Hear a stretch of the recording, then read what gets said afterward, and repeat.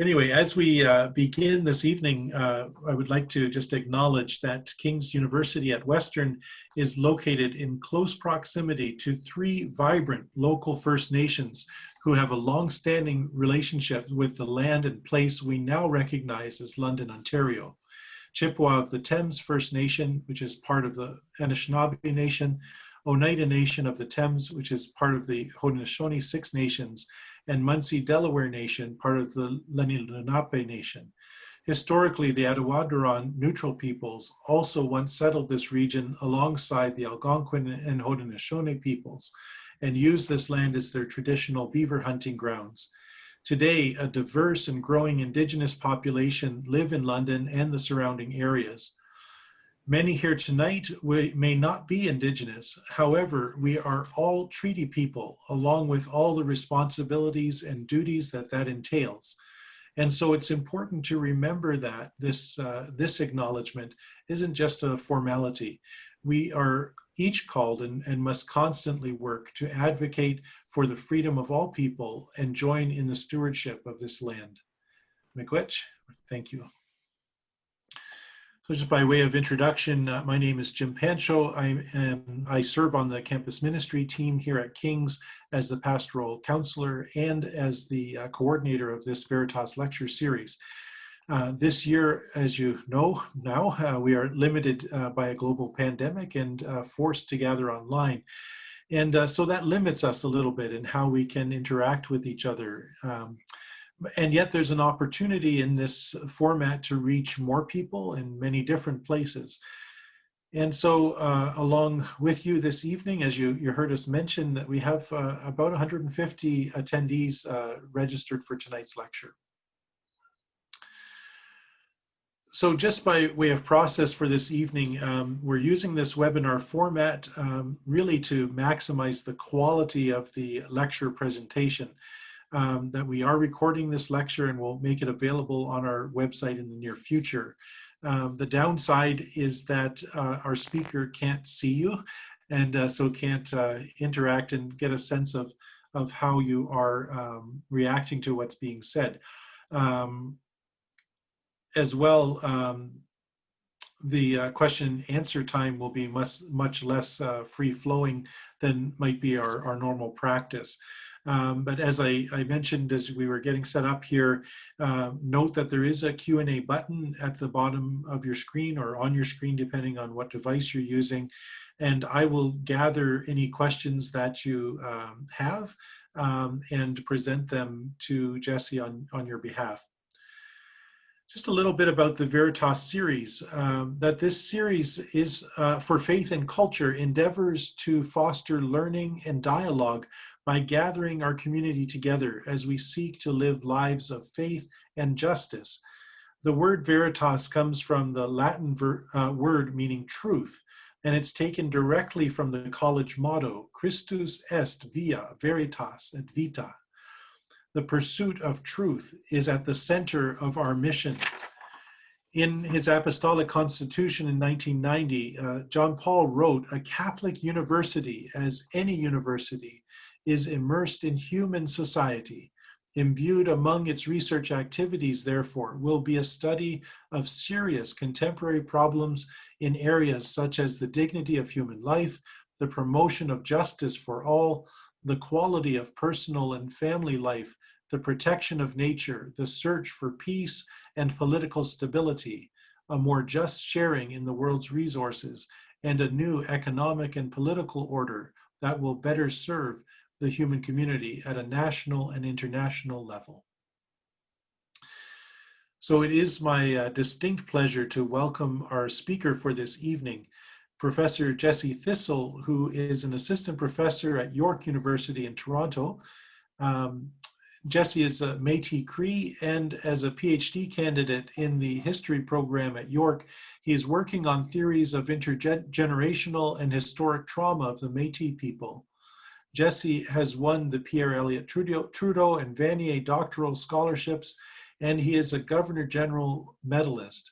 Jesse is the author of the definition of Indigenous Homelessness in Canada, published through the Canadian Observatory on Homelessness, and his historical research has been published in numerous academic journals, book chapters, and featured on CBC Ideas, CBC Campus, and Unreserved. His award-winning memoir, From the Ashes, is a #1 national bestseller, a CBC Canada Reads finalist, and an Indigo Best Book of 2019. Tonight, Jesse will present Finding the Trail, A Métis Life Overcoming Adversity. Please join me in welcoming Jesse Thistle. So I will turn Hello, everyone. Nice to be here. Thank you for having me. I'm broadcasting from Haudenosaunee territory here in Hamilton, and there's a little caveat at the end of this title. It's actually Finding the Trail, a Métis Life Overcoming Adversity and Understanding Indigenous Homelessness. I'm an expert in Indigenous homelessness, I would say, in understanding the problem and bringing community voices to the fore. So that's what my lecture will revolve around. So I'm just going to share my screen here and get right to it, so that we'll have a lot of rich dialogue after my lecture. And I hope everyone can see my screen here. Here we go. As a child, I remember the smell of my grandmother's butter tarts, and it would fill the house during Christmas. With the oven turned up to 400, the aroma of golden brown sugar and pastry made my mouth water. Boney M songs, of course, accompanied the baking, and laughter, ceaseless laughter from all my white relatives, uncles, aunts, cousins, and neighborhood kids. And cigarette smoke so thick it looked like you were in the middle of a forest fire. The air so blue and polluted you could barely see past the kitchen table. Those were the 80s, and I'm sure some of you remember it too. That's what I remember from my grandma and grandpa Thistle's place in Brampton, Ontario. And that's what I still think of as home. Today, my home is in Hamilton, Ontario, with my wife Lucy and her flaming red hair, seen here. My cat Poppy and her morning meows in academia, where I'm an assistant professor in Métis Studies, Homelessness and Prairie History in the Department of Humanities at York University. But finding home wasn't always easy for me. I have a past, a dark past, that if you knew me back when I was struggling, you'd be surprised that I ended up as a prof in Canada's 3rd largest university. Shelters, the top of building staircases on friends' couches, and in tiny revolving door rooms all over the city was where I laid my head most of the time when I wasn't incarcerated. I lived like that since I was 20, when I got kicked out of my grandparents' house, until I was 32, and finally found my way to a Christian rehab and sobriety. I've told my life story at numerous other keynotes and lectures all across the country. So I won't bore you too much with all the small details today. I'll just focus on the crucial ones that help me impart what the concept of home is to me, what it means, and how Indigenous people like me can have a hard time finding the trail back home when the homelessness housing sector focuses more on brick and mortar structures than it does on relationships, connection, and love. Looking back on my life, however, I'm not even sure that my grandparents' place was my home. You see, when I was 3, my Métis Cree nuclear family in Saskatchewan fell apart. My dad was Algonquin Scot with roots to Temiskaming, Ontario, and Cape Breton Island, Nova Scotia. He was raised and knew himself as a white man, like my grandfather Thistle. And my father wasn't very good to my mother. She was Métis Cree from the Métis Road Allowance community of Prince Albert, Saskatchewan. Road allowances, for those that don't know, are stretches of land that Métis, because of their dispossession and had been so severe after their defeat during the Northwest Resistance in 1885. They came to live on these public strips of land on the sides of the roads and railways where they were to put in infrastructure. And because they weren't treated and their lands were extinguished in such a quick way, they came to squat here illegally. And they had no access to education or healthcare until the mid 20th century. This is where my parents met. My parents stayed together for 4 years and had me and my two brothers in quick succession by 1976. Because of where my mom was from, she didn't get much support from her people. And a time came when my mom had enough of my dad's yelling, his fits of rage, his drinking and drugging, The feedback. and him wasting all the opportunity that came their way. So she took me and my two brothers to Moose Job and tried to make a go of it on her own. And the four of us did pretty good for a while. We ate food every day. We slept in beds instead of on piles of laundry. And my mom held down a steady job at a local restaurant and went to night school. But one day my dad showed up. He looked better than usual. He had meat on his cheeks with clean clothes and spiffy hair. He told my mom that he was doing good for once and then asked if he could take us boys back to Toronto with him. He said he had a good job back east with his father and that he wanted to take us for a while, to give my mom a rest and to have some one-on-one father-son time with us three boys. My mom must have been tired or something, being a single mother and with no supports and all, going to school and working, because she let us go with him. We made it as far as Sudbury before Dad messed up and lost us three boys to the Children's Aid Society. He went on to rob a series of convenience stores and went to jail. And this is something that I found out later in my 30s when my family finally started talking about what had actually happened to us three boys when we entered state care. Him leaving us alone in the apartment when I was 3 was the last time that I ever saw him. Dad went to jail, served some time, and then disappeared in 1982 on a parole pass. He was out for the day. I reported him missing in 2013. And when I spoke with the police then, my family couldn't report him missing because of shame. And that's just what my grandfather did to protect our family because my dad was a drug addict. The police told me that my dad was likely murdered back in the 80s because he had lived a fairly risky lifestyle. So yeah, that's what happened to my father. And I don't recall very much of my early years in Saskatchewan before the split of my parents. But what I do recall is broken love and broken promises, the bruises on my mom's face, and the smell of my mother's hair. It smelled like that gum that you pick off pine trees in late summer, the kind that sticks to your fingers when you pull it apart. And I remember my dad's greasy handlebar mustache and how he looked like Johnny Depp in Blow with his powdered blue leisure suit and big ideas about everything.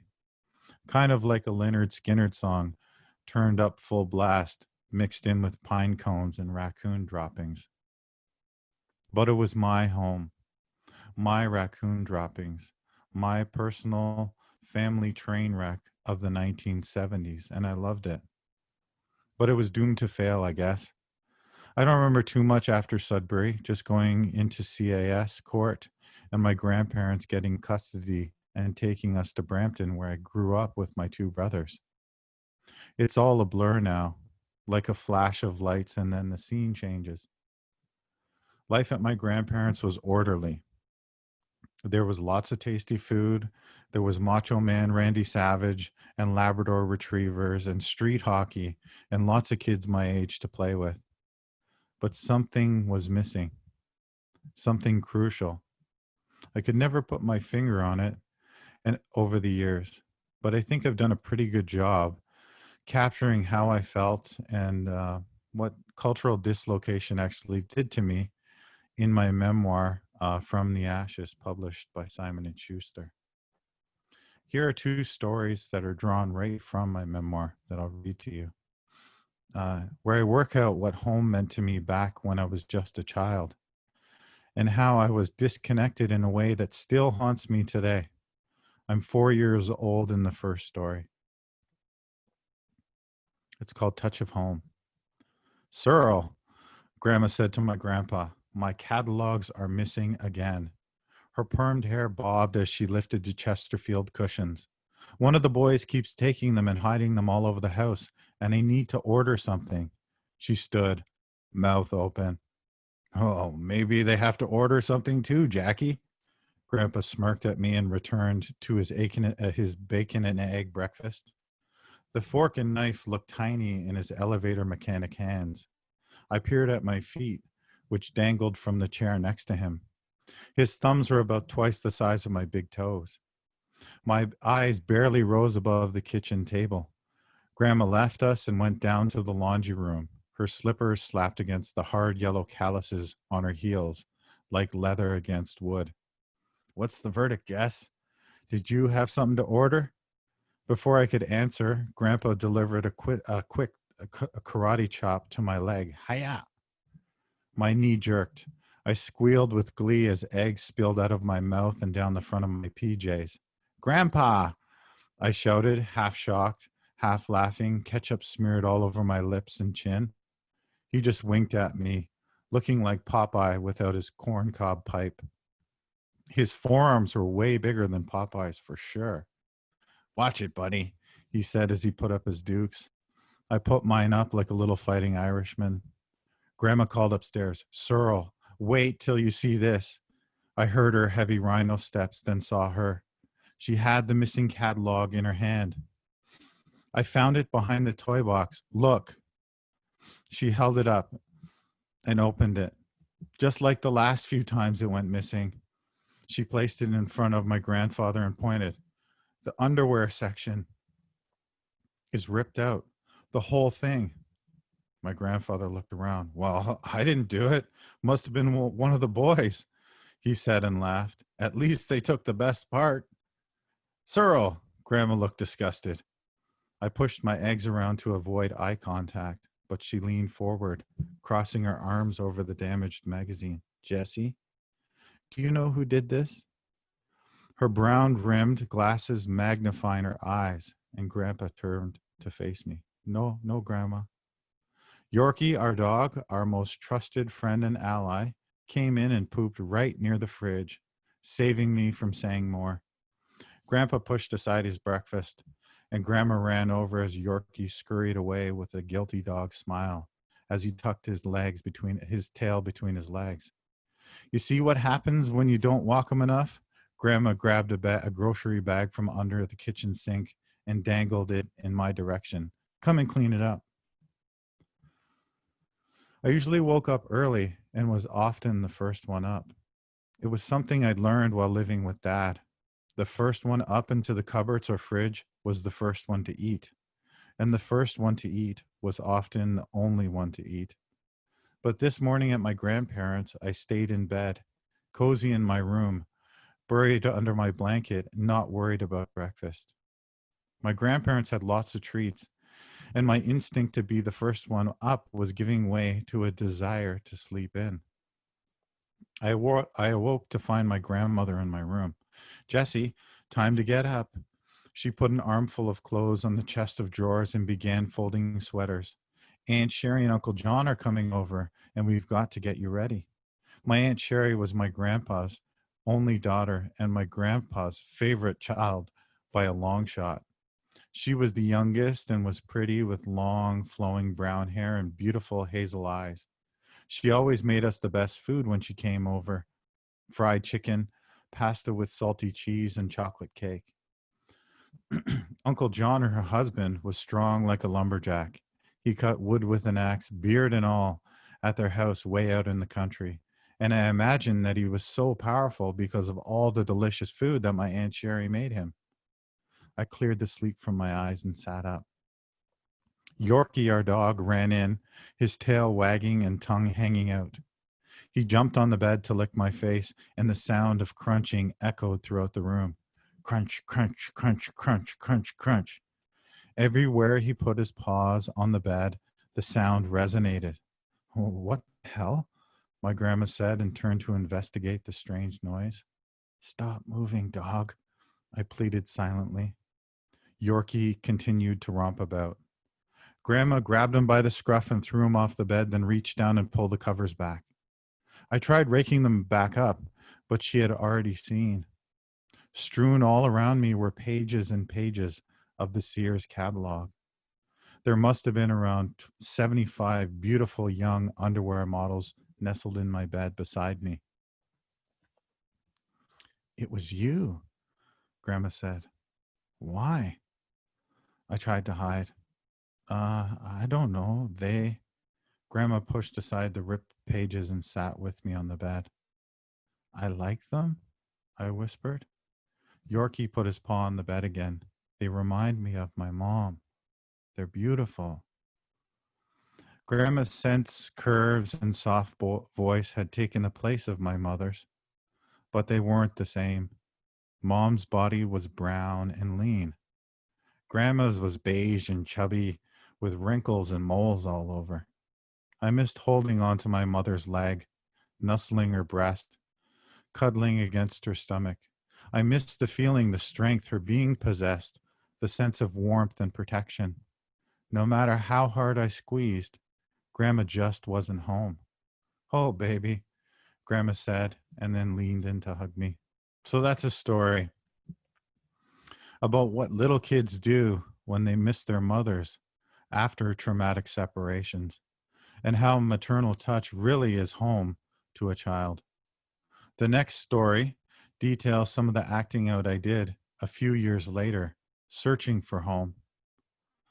That gnawing ache I know many kids who've lost their parents also feel. It's called Robin's Eggs. I'm around 8 years old in the story. Robin's Eggs. My friend Brian, who lived down the street, told me one day that he had a secret and that he would show me if I kept my mouth shut. I promised not to tell a soul, and Brian showed me a robin's nest in his backyard.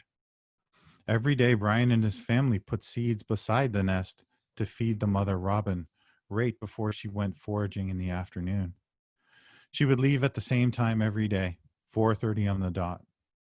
I remember looking at those eggs in wonder. There were 3 of them, and they were so beautiful, bright baby blue, tucked into the yellowed grass and mud of the nest. I imagined the eggs carefully positioned by their mother's feet, protected under her soft feathers, and guarded by her watchful eye. Brian's mother had called him in for dinner.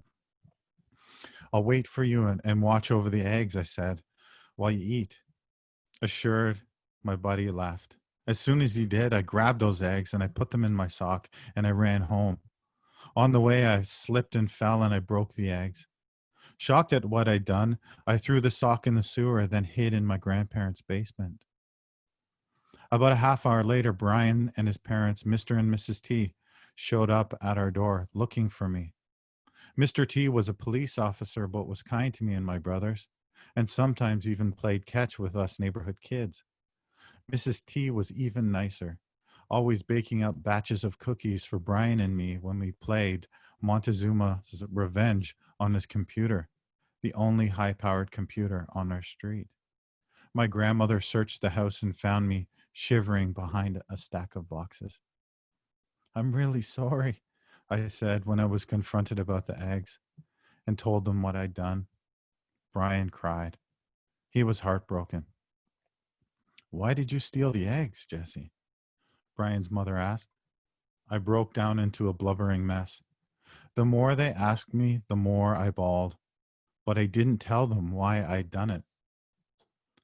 My grandparents gave me the licking of my life, but I didn't break. I still didn't tell them why I stole the eggs. When I saw Brian the next day at school, he wouldn't talk to me. The truth is, when I saw the 3 eggs tucked into the nest, It reminded me of my brothers and me and our home in Saskatchewan. I thought of how much that mother Robin loved those eggs, and how well she and Brian and and his family took care of them. And I got jealous. The eggs had their mother, and me and my brothers just didn't anymore. So I took those eggs. I thought that if I had them in some way, I'd have the same love that the eggs had had. And that would mean in some way that I'd have a mother's love again. So I struggled growing up. I stole, I broke eggs, I ripped up magazines, and I fought. And I fought a lot. And the fact that my dad disappeared in 1982, never to be seen again, only added to my frustration. Like other Indigenous people who grew up outside of their Indigenous community and without their nuclear parents, I had no idea who I was culturally or where I fit in, nor did I have any sense of myself as an Indigenous person. In high school, I used to tell other people that I was Italian just to fit in. I'm not sure if anybody actually believed me, but I really tried to act like other Italian dudes. I must have looked ridiculous when I look back. And that being out of place really dislocated me socially and led to some early experimentations with drugs, and ended with me getting kicked out of my grandparents' house as soon as my teen years were over. It wasn't until 2011 where I'd been off the streets for a few years and started working for the Canadian Observatory on Homelessness, where I was hired to write the definition of Indigenous homelessness in Canada, that I learned that I wasn't alone in my childhood cultural dislocation, frustration, and imposter syndrome. Work in the homeless sector showed me that there were actually generations of Indigenous peoples who'd lost portions of themselves through the breakup of their families, destruction of their homes, residential schools, CAS, the 60s scoop, and now the millennial scoop, only to end up drifting around homeless like I did. When I first heard about the others, I remember wondering how many of them also had to struggle to understand themselves like I did, having only toxic references of indigeneity fed to them by the mainstream, Dances with Wolves, Chavez, the native horse thief from the movie Young Guns, Jimi Hendrix. I heard Jimi Hendrix was a quarter Cherokee, and I tried to emulate him. Jim Morrison with his drug-induced native shaman persona, and of course, the drunken Indian stereotype from virtually all angles of popular culture. Part of my job at the COH was to talk with Indigenous peoples who'd experienced homelessness to hear their side of things, to see what they believed home and homelessness was, and how we could articulate their insights into policy so that we could get our homeless relatives off the streets. A quote from a 2013 interview I did with Rose Henry, an elder from the Sliamon First Nation near Vancouver, really struck me and changed my perspective. Quote, I ended up homeless as a consequence of the 60s scoop. Going through the scoop left me wondering which world or culture I belonged in, white Canadian or First Nations community. I was torn between the two, and it had a very damaging effect on me. Society told me you're brown on the outside and white in the middle. As I was brought up in a white home, I felt the same. Rose notes that she was confused and lost, and it was this path that ultimately led her to her life on the streets. My confusion about my identity, Rose says, was very damaging. Rose's quote speaks to a kind of cultural homelessness endured by Indigenous peoples that is hard to quantify in standard understandings of homelessness as being without a structure to live in. And it really resonated what I'd felt growing up, knowing I was an Indian, quote unquote, living in suburban white Brampton where I stuck out like a sore thumb. This is because Rose is describing something that really isn't about being without a structure of habitation or brick and mortar home alone. Rose's homelessness, rather, was about something much deeper, existing in the world without a meaningful sense of home, herself, or connection to her birth parents. Rose's eventual unsheltered houselessness in adulthood, as she articulated in our conversation, happened as a result of the cultural homelessness she endured since being placed in a white home at the age of 8. This traumatic childhood dislocation from her Sliamon people left her without her Indigenous identity, language, kin, culture, and connection to her traditional lands. While speaking with her, I also found out that she too had similar but different stories of butter tarts, Labrador retrievers, searching for the touch of her mother, and of acting out and doing something like stealing and breaking eggs as a child. Rose also told me that by the time she reached adolescence, it was all too much for her, and she drifted into addiction, never taking root anywhere until her mid-30s. The parallels to my own life blew me away. As I listened to Rose's words, it became clear that she became homeless in childhood, kind of like I did when my parents broke up. The houselessness we both endured as adults was only a symptom of our earlier loss of Indigenous culture and kin when we were adopted. Métis elder Joe Eagle Eyes Montoyas described to me a similar kind of dislocation and parallel in a way, a disconnection from creator and Indigenous spirituality. Joe, like Rose, was torn from his parents at a young age and raised in child welfare. Unlike me, however, Joe lived in a series of sexually and physically abusive homes growing up. Joe never spoke of any happy stories like I had with the one at Christmases with my grandparents. He just never got that detailed about that time of his life, and I knew not to ask him about it. The abuse was so severe and the daily work so grueling, Joe explained, that as a young man, he fled the foster care system and went in search of his birth mother. He'd always had visions of them embracing growing up, crying and forgiving and trying for a better future together. So off he ran to Thunder Bay.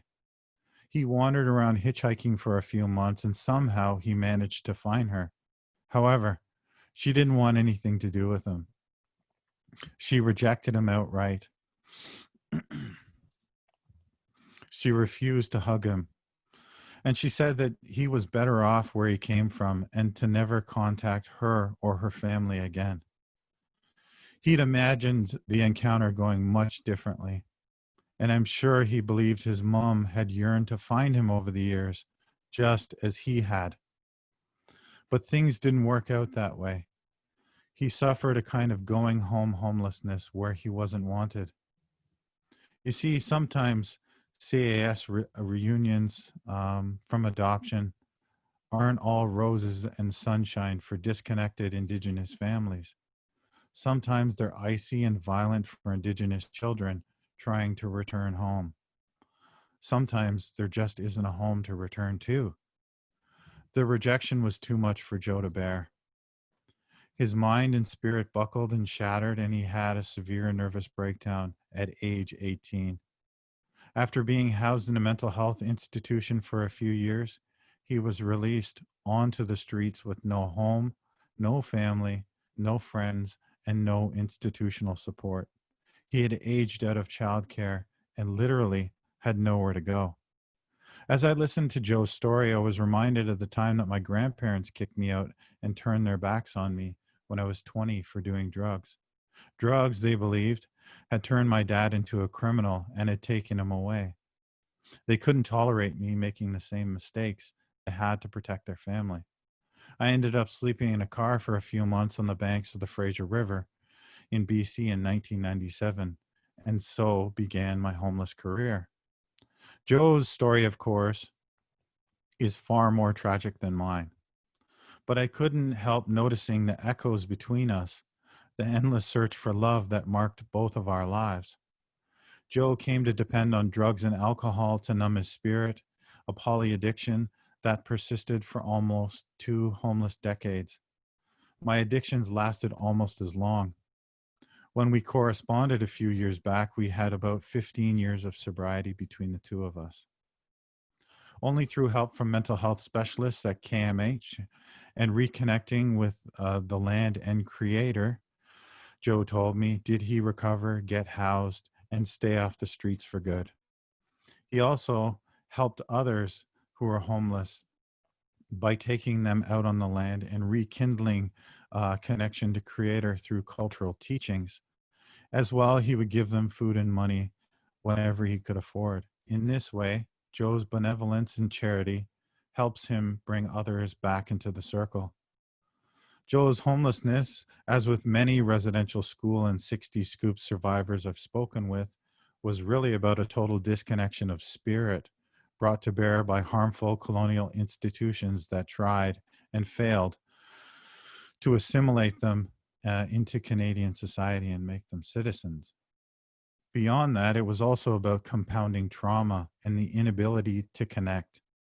In this way, I saw myself most in Joe's story. You learn to love and trust from your mother and father. And when they aren't there to teach you those things, well, you just don't learn those skills. Here again, we see that Joe's experience digs much deeper than simply having nowhere to live. To him and other Indigenous peoples, their homelessness began when they lost an Indigenous cosmology and sense of belonging within Indigenous community after being placed in non-Indigenous homes. The later houselessness that spawned from this disconnection would not have happened, I believe, if they had been spiritually grounded and within their communities since childhood. Furthermore, the dislocation of spirit and family also creates an imbalance of healthy mental faculties, I theorize, which manifests into readable psychological disorders from repeated bouts of trauma, racism, and exclusion. These exclusions leave sufferers like they don't belong anywhere, can't navigate society, feeling like they never have the right conditions to survive, or have a mind racked by traumatic memories, and are never centered and confident in their own lives. To Joe and other survivors, their homelessness was about mental imbalance as well. Loss of kin, no meaningful connection to land, and having nowhere to go after aging out of the system. Again, I saw many overlapping themes to my own transient life in my 20s. My own time spent cycling in and out of jails, shelters, and detox facilities, years before I got my job working at the COH and York University. The dark times that were driven by the ghost of my father, wondering where my mother was, and wondering if I deserved to be loved. I've laid out my childhood and adult memories in today's keynote, the good and the bad, the missing parents, the cultural confusion, and I did so to contextualize my experience with the lives of two Indigenous elders who've lived a life close to mine, a life outside of the circle, a life away from the home fire. The disconnection from early childhood parental love is central in all three accounts. That and the damaging effects this social amputation had on us, which led to our adult houselessness. Back in 2017, based off people's experience, some experiences like I've outlined today, I wrote something called the definition of Indigenous homelessness. It reads, quote, Indigenous homelessness is a human condition that describes First Nations, Métis, and Inuit individuals, families, or communities lacking stable, permanent, appropriate housing, or the immediate prospect, means, or abilities to acquire such housing. Unlike the common colonialist definition of homelessness, Indigenous homelessness is not defined as lacking a structure of habitation alone. Rather, it is more fully described and understood through a composite lens of Indigenous worldviews. These include individuals, families, and communities isolated from their relationship to land, water, place, family, kin, each other, animals, cultures, languages, and identities. Importantly, Indigenous peoples experiencing these kinds of homelessness cannot culturally, spiritually, emotionally, or physically reconnect with their indigeneity, or lost relationships, end quote. In simplest terms, the definition captures Indigenous homelessness not as being without a brick and mortar home alone, but as a disconnection from the healthy relationship web of all my relations due to processes of colonization. All my relations, for those that don't know, is an Anishinaabeg worldview. Virtually all the Indigenous people I consulted had a similar worldview that imagines that all things living or inanimate are interrelated to one another. We are connected to the land, to animals, to spirits, to ancestors, to Creator, to our stories, our teachings, to each other, and to ourselves. This is the circle of life, the interconnected circle of being, and Indigenous homelessness, as defined by the definition, articulates the harmful disconnection Indigenous peoples have had to endure over the years, the end result being First Nations, Inuit, and Métis homelessness, as we see it today in our streets. There are 12 such disconnections. They're depicted here in the artwork of Caitlin Schwann. And the first two really are go together, and they're called historic and contemporary geographic homelessness. Consider that a disconnection from traditional lands through settler displacements has unanchored many Indigenous cultures and represents the largest base kind of Indigenous homelessness. Historic and contemporary geographic homelessness both speak to the destabilization of knowledge systems embedded within the land and land-based teachings. So as we take over Indigenous lands, we make those people homeless. And when I've explained and lectured about this, some people don't really get it. And I say, well, where do Finnish people come from? And they say Finland. And I said, it's right there in the word, Finland, homeland, right? So we've taken their homeland to create a new country, Canada. And in that process, we've made nations of people homeless. The second is spiritual disconnection homelessness, an Indigenous person's separation from Creator or Indigenous cosmology or worldview through colonial projects like residential school, adoption, or alienation, where we replace worldview through all my relations and we replace it with a Judeo-Christian or Western worldview that's hierarchical instead of egalitarian.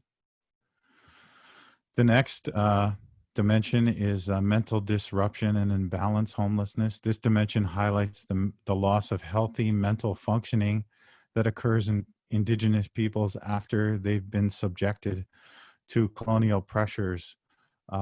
So policies of discrimination, trauma, racism, attempts at forced assimilation, and economic marginalization, which work to exclude Indigenous people from Canadian society, even while they're trying to integrate them. The next is cultural disintegration and loss homelessness. An Indigenous person's or community's loss of Indigenous cultures, knowledges, identities, names, languages, gender roles, songs, traditions, rites of passage, kin groups, and broader community supports. The cultural disintegration dimension of homelessness speaks to the loss of culture endured by Indigenous peoples in Canada. Joe, Rose, and I all suffered this kind of cultural homelessness the minute we were taken into adoption. Overcrowding homelessness, and this really has to do with the way that Indigenous housing is overcrowded all across Canada, and they're not investing in safe, livable spaces. And overcrowding places strain on finances, energy, utilities, health standards, comfortable living space, and overcrowding is a direct pathway to domestic violence, addictions, or a breakdown in family dynamics. Relocation and mobility homelessness. So this is what I did when I went out west and lived in the car. I fled from my situation after being kicked out by my grandparents. So this is Indigenous peoples experiencing mobility homelessness, travel long and short geographic distances between urban and rural spaces. They travel for work, subsistence, health services, safety, education, legal proceedings, childcare ceremonies, recreation, affordable housing, and to see family or friends like I did when I left Brampton. Going home homelessness. This is an Indigenous individual or family who's lived outside of their home community for work. They've lived outside of these communities, and they're there for work, health services, education, or to meet other needs, and they return home and cannot secure a structure to live in due to bureaucratic barriers, uncooperative band councils, hostile community members, lateral violence, and cultural dislocation.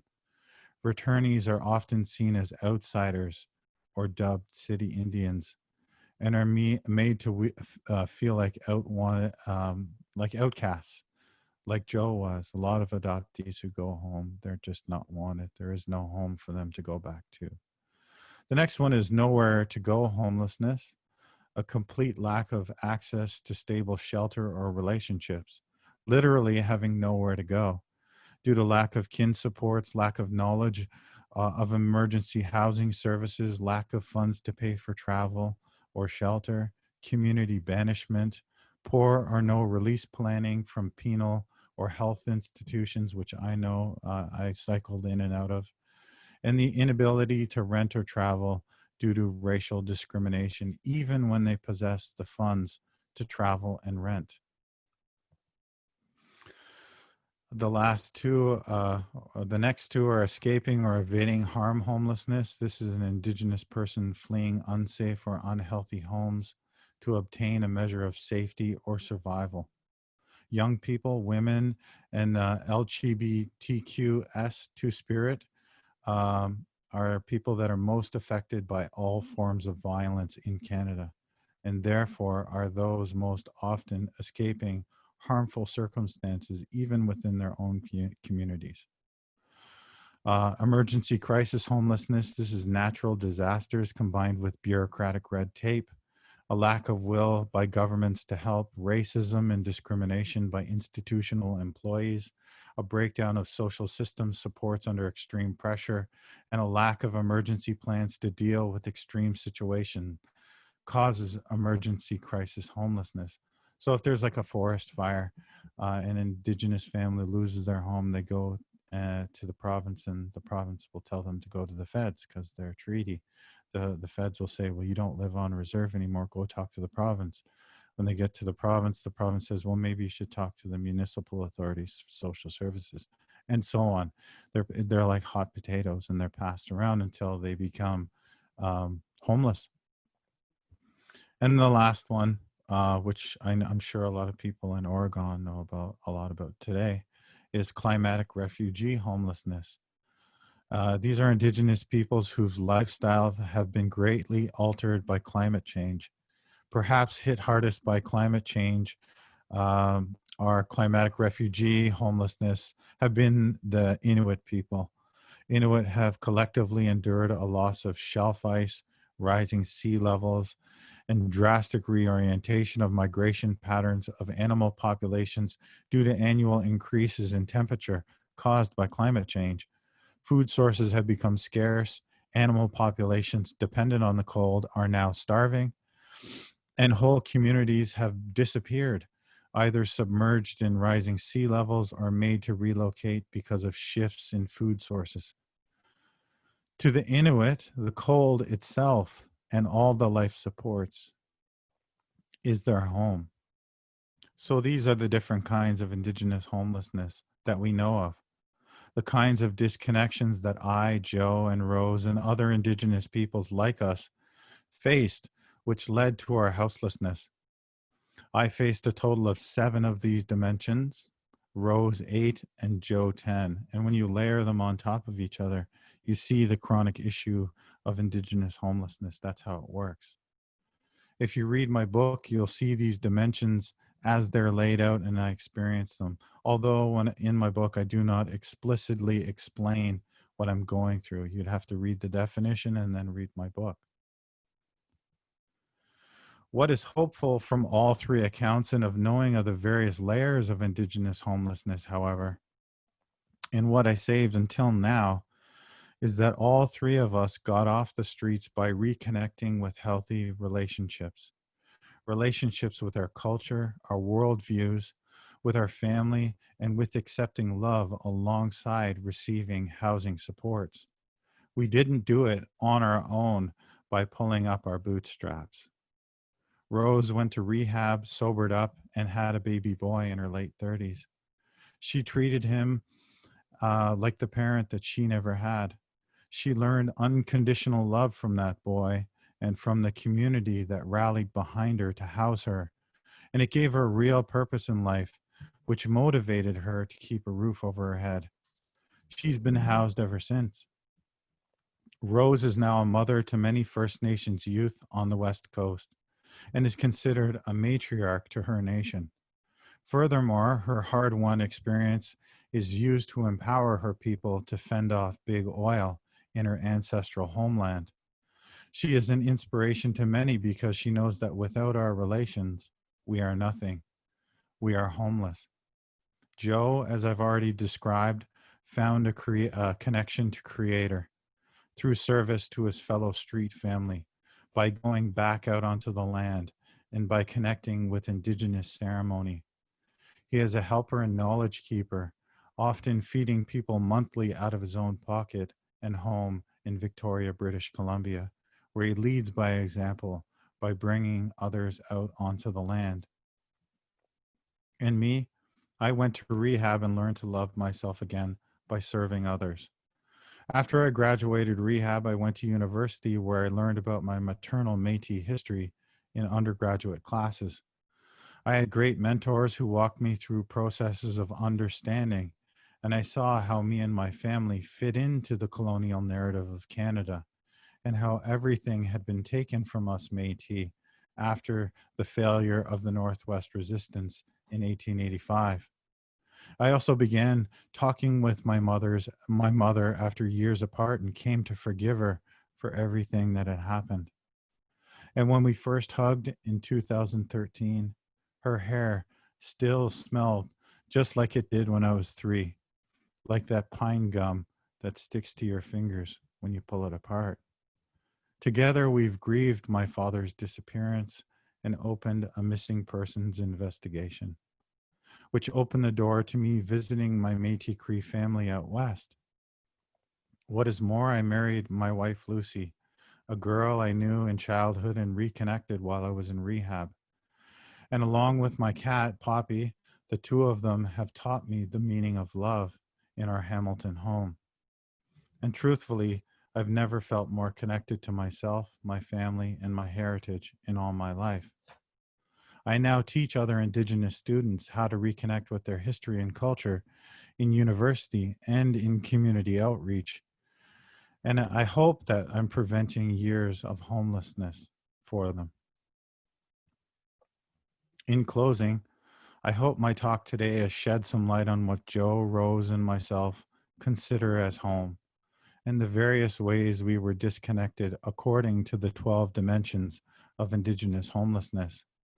I articulated them in a very matter-of-fact way: the loss of a mother's touch, loss of language, no kin support or connection to land or creator, the loss of culture, no sense of ourselves as Indigenous peoples, and the disconnection from knowing our people's histories. For us, these things happen when we were children, when we were taken from our nuclear families and placed elsewhere, which happens quite a lot to Indigenous kids and is still happening. Despite these monumental losses in childhood, we also somehow found small fragments of home that eventually rehoused us: a boy to care for, a wife to love, a cat to play with, a land to walk on and do ceremony with, a community to contribute to, a rediscovered purpose in life, Joe's connection to Creator, and Rose's social belonging as a grandmother within the web of all my relations. But these were all very hard won. And they were connections that most housing programs think are secondary in importance. So in knowing all this, I leave you with 3 fundamental questions. Isn't it time we built housing programs that value and protect these fragments of life that make up home, that we as Indigenous peoples all recognize? Isn't it time we put relationships first, alongside the revolutionary benefits of housing first, to permanently house our relatives still wandering homeless outside the circle? And isn't it time that we focus on re-embedding Indigenous folks back into the web of all my relations and give Indigenous programs the money they need to do the hard work of reconnecting and rehousing? I certainly think so. And I say this knowing that these organizations already understand the problem and have been doing the very hard work. They just don't have the money, housing stock, or capacity to do so. Let's give them the money they need. Thank you for listening to me today. Miigwech, Nyawan, Marcy.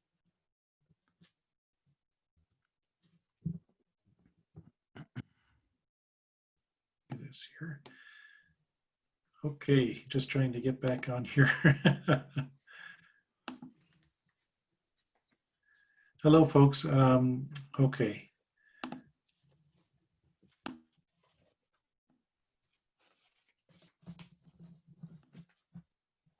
Michael. So you guys can hear me right now, but you can't see me. That's okay. Part of the problem is my internet at home has been going off and on down. So, Father Michael Bayshard is also in the room now, and if I disappear, it's because something else happened. So we're ready now to take your questions. If anyone would like to add a question to the Q&A board, that would be most welcome at this point. And I'm sure Jesse will do what he can to answer. So I'm not seeing anything at this point. So I need a brave soul or two to type something, and we can keep this dialogue going. Thank you so much, Jesse, for your presentation. I think we'll thank you a little bit better when we're finished here. Yeah, yeah. And I apologize that I was in and out so much. No worries. Okay. Yeah, don't be afraid, people. I don't bite. I just look this way. So just ask whatever. All right. So Chantel asks a question: how important was forgiveness in your ability to reconnect?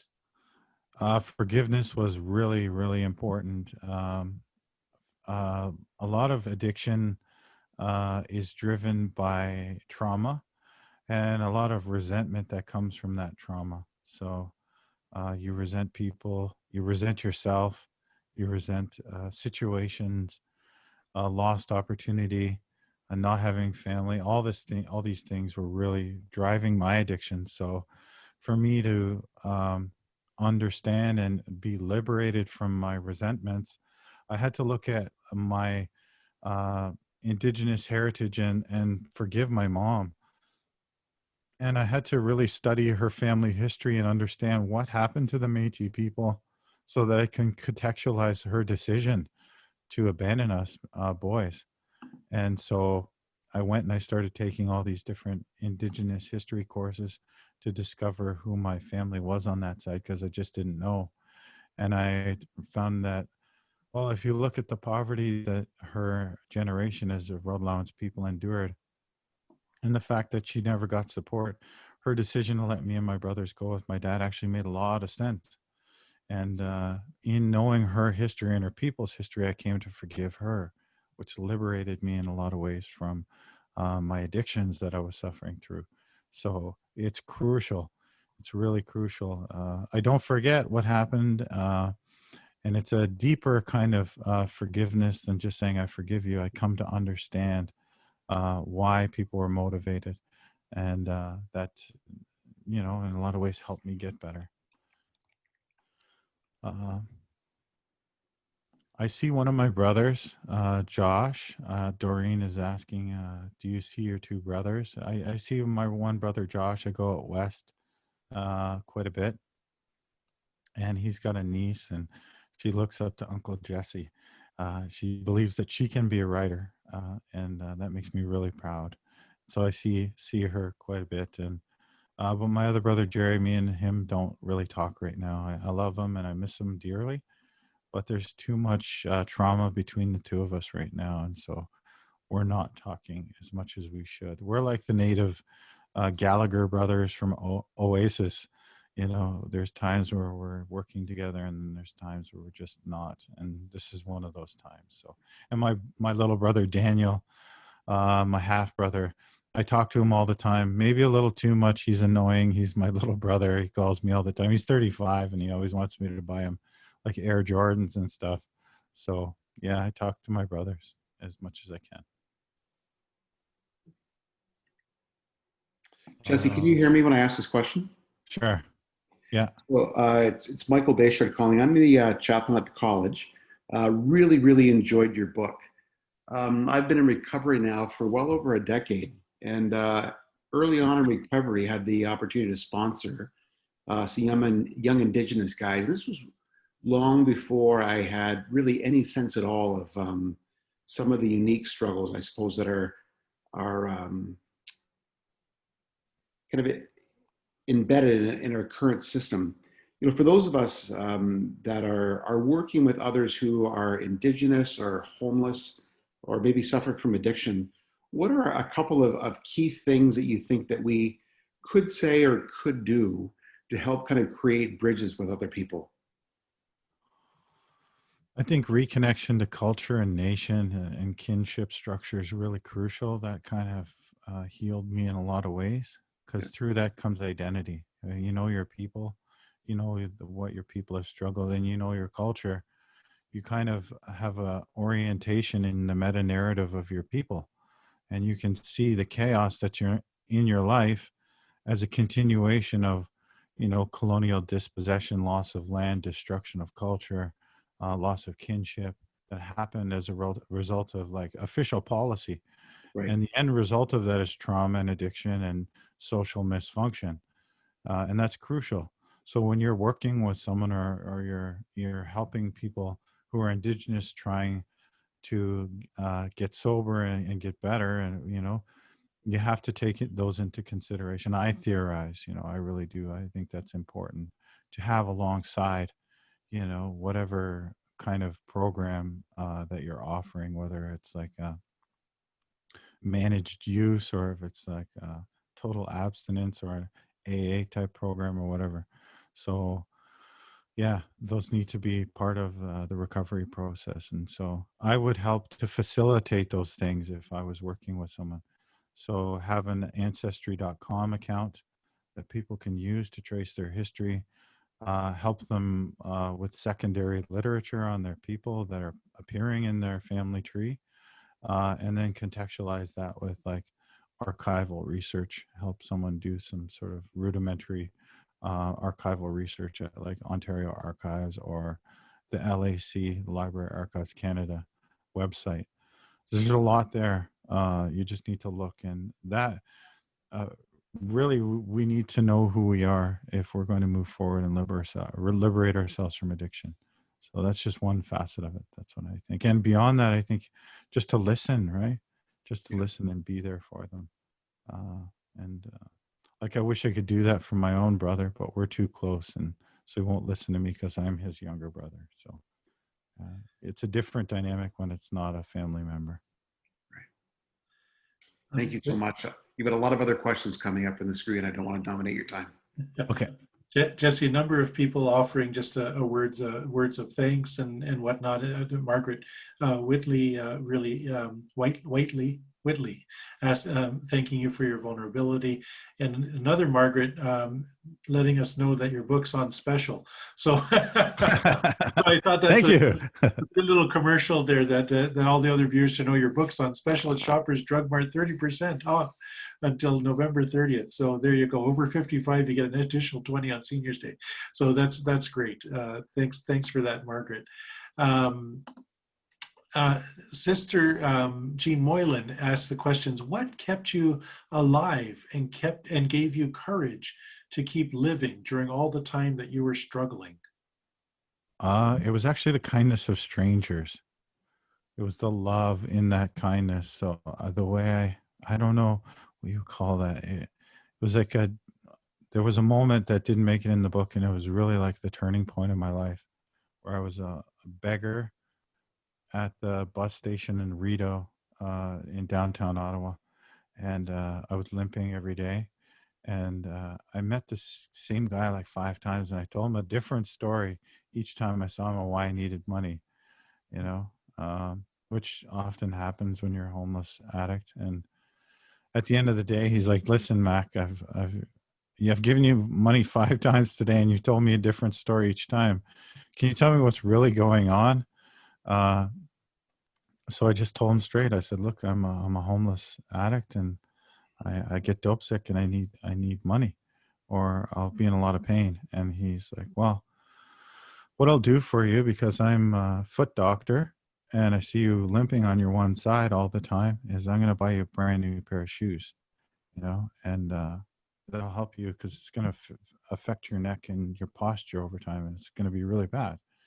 And I didn't accept those shoes, because it was the first time that someone actually talked to me like a human being, and really with respect, and wanted to do something really charitous to me. And I just couldn't do that, because I knew if I took those shoes, I would just turn around and sell them for crack. And I couldn't do that. I couldn't betray that final the kindness of stranger, the love of stranger. And I think in refusing to take those shoes that time, I saved a part of my humanity. You know, so it was a spiritual thing. I can't. It's hard to describe. And I knew at that moment that I would be okay. But there were people like that all throughout my time on the streets. There was a time that I almost jumped off the building. That, like, woman from the Shepherds of Good Hope, she was there, that talked me down. I still don't know who that is. And she saved my life. There was the moment where I stole the ground pork from the Chinese grocery store, and instead of punishing me and calling the police, which she had every right to do, she gave me the more ground pork and noodles than I took.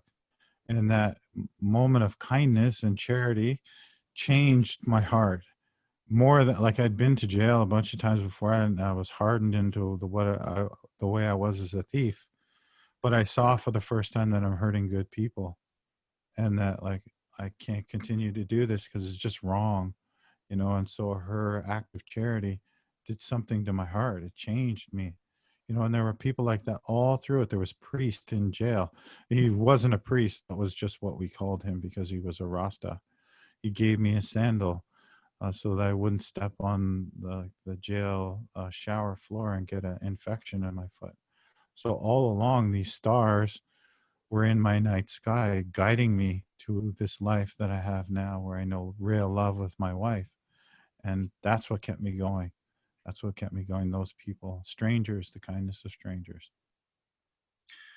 Jesse, an anonymous person asks, since white people are part of the dominant culture, do you think we can ever understand the burning need that racialized people have to know about and be part of their culture?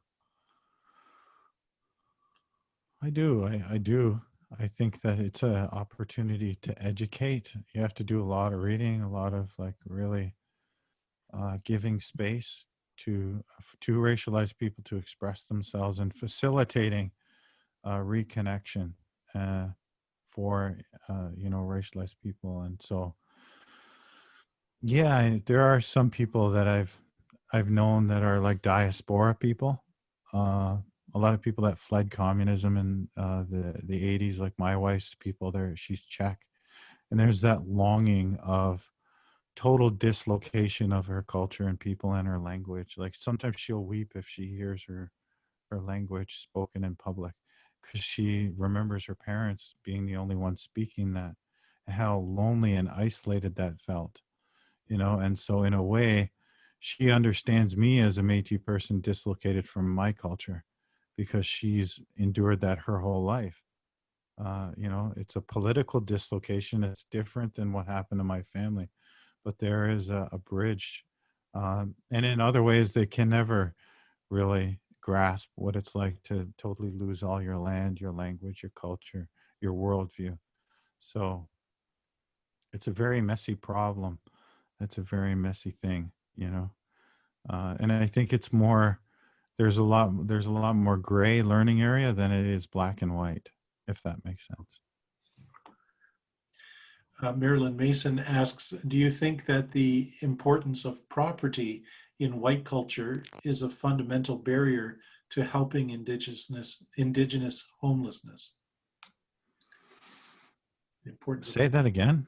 So do you think that the importance of property in white culture is a fundamental barrier to helping indigenous homelessness? It's part of it for sure. I think that what's happened over the last 40 years is there's been a commodification of housing. So a long time ago, it used to be that you had a home and you lived in your home, and that's what it was. It was a place to live. It was a structure of habitation. Well, what's happened since the 1980s is there's been a turn away from like social welfare housing all across the world, in Canada in particular. And so people are not looking at housing as a place to live. They're looking at it as a way to profit. You know, and expressions of this are like Airbnb, our home and garden television, flip this house, that people parking money in homes while people are going homeless, you know, all across our nation. Indigenous people are part of that. They're because their land has been taken. So I would say, yeah, it's a part of it. And we need to change the way that we're looking at housing back to the way that it was in, you know, the 80s, 70s, and 60s when we saw an explosion of co-op housing being built. And a lot of res housing was built in like the 60s and 50s. And it has been built since because of this commodification of property and greed that's existed in our society. So it's a part of the problem, yes, a big part. So I have a question from Paul Terrio, which is it's another complicated one. So you get to either look at it or on your, I don't know if you can see it on your screen there or not, but it says it appears that indigenous homelessness centers around the loss of fundamental relationships. Does this, not meaning to sideline the focus of your talk, also apply to so many immigrants to Canada? Your expansion of the concept of home is very powerful, with very real and tender considerations of the Indigenous person's experience. And thank you for sharing this. So I guess the question is, yeah. Paul, I love you. I love you. That's a very brilliant insight. Yes, it does apply. So diasporic people, veterans homelessness is also like that. Elders homelessness, so all their healthy connections and love and social connections fall away over time just because people die and, you know, they become old. And so they're warehoused in these, you know, now we see deadly residences. And so they're disconnected in every social way. But what's different between Indigenous people, diasporic people, immigrants from across the country, is the drivers of those that their homelessnesses are different. So let's take a veteran. He goes away to war. He comes back, like say he's a Vietnam vet, comes back to a country that doesn't believe in what he's fighting for. He's looked at with a lot of disdain, plus he has a lot of trauma and he can't fit in socially. He's still suffering from total dislocation of healthy relationships. It's just the drivers are a lot different than Indigenous homelessness, where there's been a disconnection from land, worldview, culture, and whatnot. You see what I'm saying? There's the definition of Indigenous homelessness is now actually being used in these different quadrants of and kinds of homelessness. So it's actually Indigenous thinking that's changing the way that mainstream housing and homelessness sector is trying to do their job, which is amazing, right? That's real indigenization. That word gets used a lot, but it's actually happening through with the use of the definition of Indigenous homelessness to transform other sectors. So So there's a question here from someone that says, is learning to forgive yourself similar to learning to love yourself? Is there a mantra or advice you might share with others on how to do this? It says, P.S. I love Oasis. Yeah. Learning to love myself. Yeah, that was like one of the hardest things, because I did a lot of bad things to a lot of good people for a lot of years, and like people had the right and have the right. There's probably still people that are angry at me, you know, but I had to come to terms with I can never make amends with everyone. That's just impossible because for me to go back in many ways is more destructive than it is good for me or them. So I have to do what's called a walking amends. So the people I hurt, I have to work in sectors now to kind of make up in a way. So I work in the homeless sector because there was a lot of homeless people. When I was homeless, I stole jackets, I lied to, you know, and so for me to make amends to those people that I hurt that I can't go back to, I do things like write policy. I teach people about homelessness. I will lecture here like I'm doing and educate, help others through that quagmire of being homeless. And so that's called a walking amends. And in doing that, I come to forgive and love myself, because I'm doing all that I can to be a kind, good person. And those are the teachings of Creator. And, I was raised Catholic. And so, yeah, that's just part of what it is to be a good person today, is to do those amends and find personal forgiveness. And out of that comes love. Yeah. Margot Riley, thanks you for sharing your story and persisting in studying your history, as that takes courage. Would you comment on the indwell philosophy and housing? I don't know what that is. Okay. I think we're going to skip it then because I don't have a way to ask Marg. Marg, if you want to, yeah, do you know about indwell housing? Actually, she asked later. So, Marg, maybe if you wanted to just type something briefly, we can share that. But for now, we'll let that one be. Liam Woolings asks, do you believe that non-Indigenous Canadians have responsibilities and obligations to Indigenous Canadians? And if so, what are they? Yeah, you do. It's a small question. For sure. If you look way back to Haudenosaunee law, with the Turo, we're supposed to treat each other as relatives, as brothers and sisters. And we're supposed to be in this land and share this land together and not interfere with each other's affairs. Equally. That doesn't mean that one can rule over the other and be sovereign over the other and make decisions for the other. We have to work in this land together in a guest-host relationship. So, and we're not doing that. And this is enshrined in like the foundations of both America and Canada, because out of this grows the Covenant Chain Wampum, the Royal Proclamation. All these things are based upon the Turo. And so we are bound by British law and Haudenosaunee law to treat each other as relatives and work through the problems that we have. And like, we're not doing that very well. And so if we see each other as relatives within all my relations, we're supposed to treat and act accordingly with one another.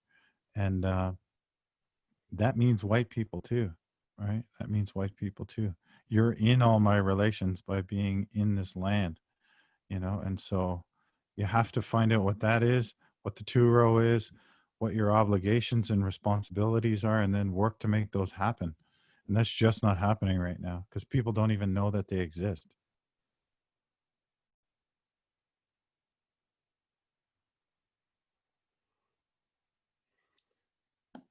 Did we lose? Jim, are you there? Yeah, sorry, I didn't unmute myself. Sheila asked the question, how would you share your relationship with Creator? What helped you to come to know Creator so that that is so important to your spirit and spirituality? If you're willing to. Well, Creator came to me in a jail cell when I was coming off drugs, and like I wrote about it as best I could. And that was like And I hated Creator then. I was so angry, you know. That continued for a while. And so when I got to Harvest House, even though it was a Christian rehab and like they were a little culty and stuff, they basically were just good people trying to help me. And I couldn't be choosy with where I went because nowhere else wanted to take me. And so in that program, they had an AA program.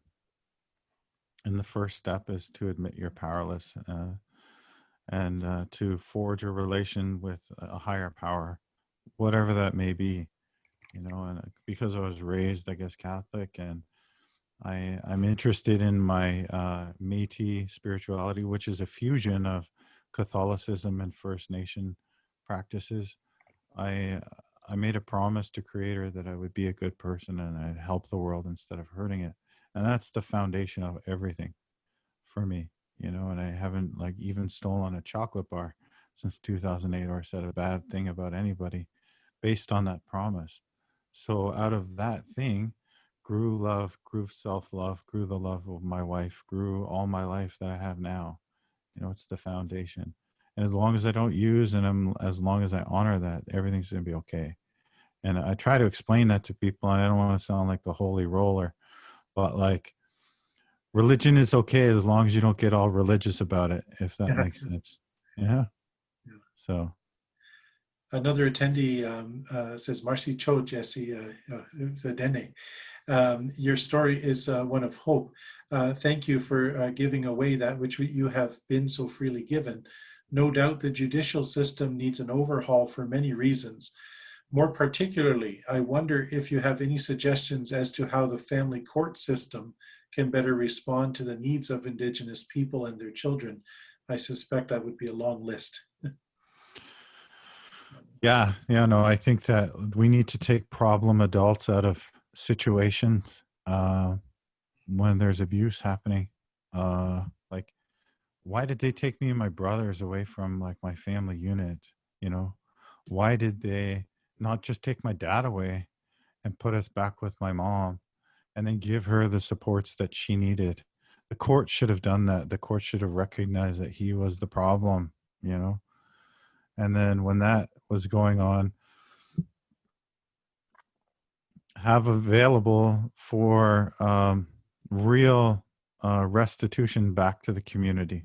So my father's sentence should have been something along the lines of making reparations towards my mother and supporting her in a very real way according to community law, you know. Métis or Cree. My mom's father was a Cree, so according to Wakutuan, that their law, and that just doesn't happen now. You know, we punish the kids, we take them out, the man goes to jail, the family unit falls apart, and then everything's destroyed, and then you know there's years of trauma that the kids have to endure, and so. I know there are some models that they're doing, like Native Child, Aboriginal Legal Services in Toronto. They're doing some of this already. But I'm not a legal scholar by any means, and I don't want to speak out of turn. So that's just what I think.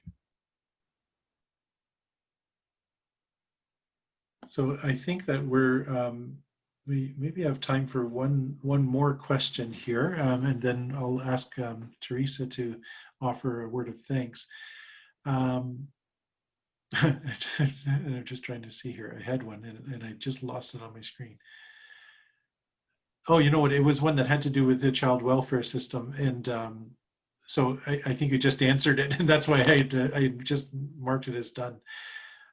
The other, yeah, I think this would be a good time to pause. I'm just going to say we'll pause there.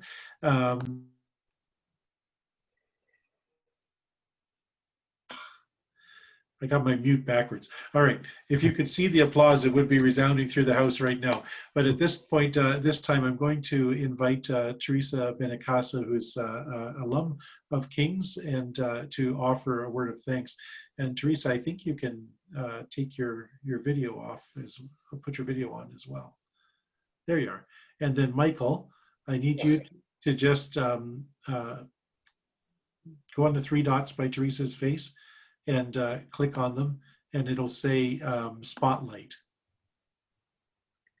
There you go. All right, thank you. Pardon the mess behind me. Anyway, hi everyone. Our lecture this evening has been supported by the Sisters of St. Joseph, and I'd like to extend our gratitude to the sisters for their generous support of this lecture, and I hope you're all doing well. I haven't seen you in so long, so I hope you're doing well.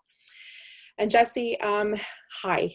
I was fortunate to pick up a copy of your book last May on a whim, and I'm very glad I acted on that whim. I became engrossed in your story and immersed myself in the pages of this book that blew me away. I read a lot, and your story was exceptional, sticking with me still now. I could vividly picture your grandparents' kitchen and those moments when you hid with your brothers while wearing your pajamas and CAS was coming for you. I pictured your time in prison and those times when you were homeless. I shared your book in my own social media circles and was pretty pushy when I shared it with those organizing this lecture, and I'm so very happy they contacted you. Kudos to you for working your way through to a PhD in history. Thank you for being brave and teaching those people that we hope will shape our future and right now into one that is completely inclusive and equal for our Indigenous brothers and sisters. I know for myself, your story has brought insight to the challenges of all of my Indigenous clients, the ones that they encounter, and it's given me courage to ask more questions and challenge the status quo. I want to thank you for persevering through a great deal of tumult and adversity. Without this perseverance, we wouldn't have been fortunate to hear your story and learn of your remarkable resilience. May you be richly blessed in your work. Thank you for speaking with us this evening. Thank you very much, Teresa. That was beautiful. Thank you. Thank you, everyone, for listening. All right. And Michael, if you could just spotlight me for a moment. This is very exciting. You have the power. This is what happened when I got kicked off the system. I lost my right to host. So, Oops. Jim, I think you need to unmute. There you go. there I be. Don't know why. Thank you. Okay. Well, it's been an adventure in video hosting this evening. I think we'll work the kinks out at some point. I'm sorry that you had to endure that, Jesse, but I think that your talk was phenomenal. So thank you to Teresa for her word of thanks as well. At this point, I have just the briefest of commercial breaks that we have our next lecture on Thursday, October 15th, and it's Megan McKenna, who is a storyteller who has worked all over the world and in northern Canada with several of the communities there as well. But part of what she talks about and is going to present is healing through story. As you know, our theme for this year is about the power of story. So Jesse, you've shared your story with us this evening, and we hope to be able to explore that in explore more stories as we go through this year. So thank you to everyone. I don't have to tell you to drive safe, other than shut down your internet carefully, and the lecture should be up online before too much longer. And Jesse, you can let me know if there's anything you want to retract, I guess. That's okay. Okay, Michael, you can back to Jesse, and then and we're finished for the evening. So thank you so much, everyone, for coming out, and we wish you well.